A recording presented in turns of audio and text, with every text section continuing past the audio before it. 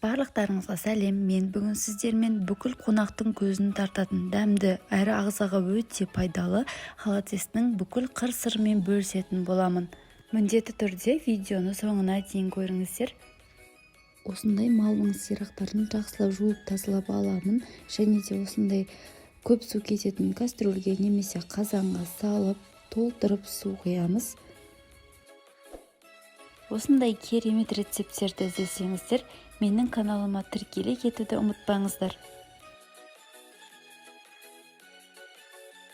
Газға қойып қайнағанын күтеміз.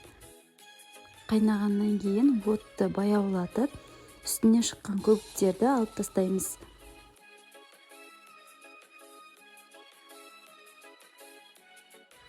Бір ас қасық тұз және 2-3 штук лаурел листтерді саламыз.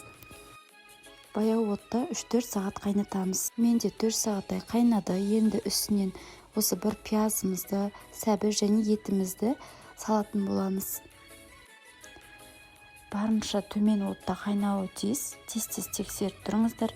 Сол кезде холодесіміз өте тұнық, мөлдір болып шығады.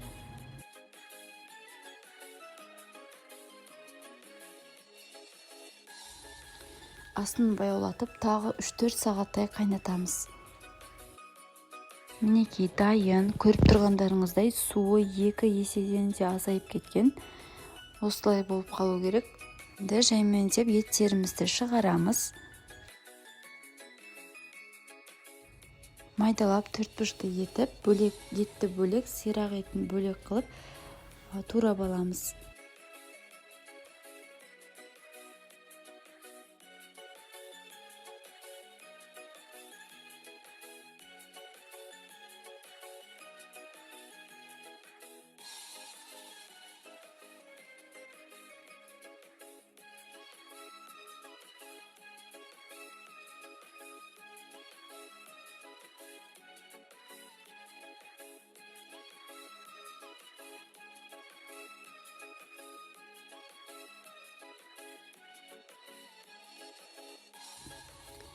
Міне турап алдық, енді сорпасын дайындап қоямыз.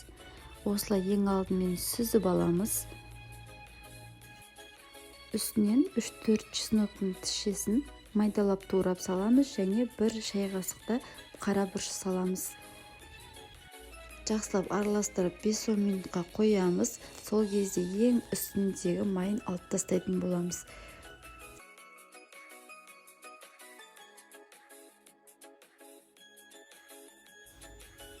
Жаңағы піскен сәбізден осылай гүл жасап алдым. Өздеріңіз қалағандай кез келген нәрсемен безендіре берулеріңізге болады.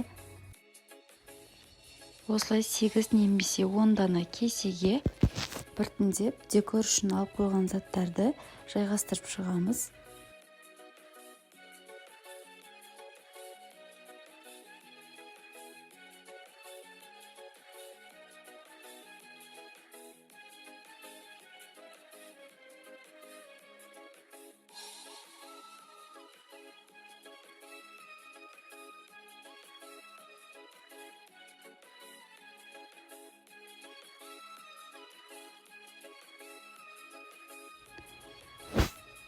Оларды болғаннан кейін үстінен жаңағы бөлек туралған етімізді аз-аздан бөліп саламыз, ал оның үстінен жаңағы сирақ еттерін салып шығамыз.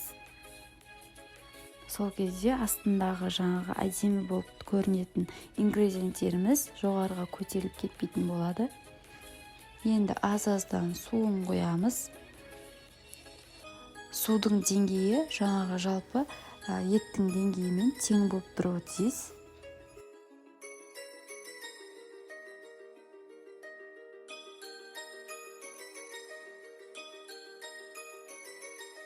Мінекей, енді ең кемінде холодильникте 6 сағатқа қалдыратын боламыз. Мінекей, холодестеріміз қатты. Енді жаймендеп пышақпен осы тарелкаларға түсіретін боламыз. Мінекей, суы деген мөлдір өте тұнық болып шықты. Көріп тұрғандарыңыздай кез келген дастарханның сәнін ашатыны сөзсіз. Сіздер де міндетті түрде жасап көріңіздер. Видео сіздерге ұнаған болса, лайк басып, комментарий жазуды ұмытпаңыздар.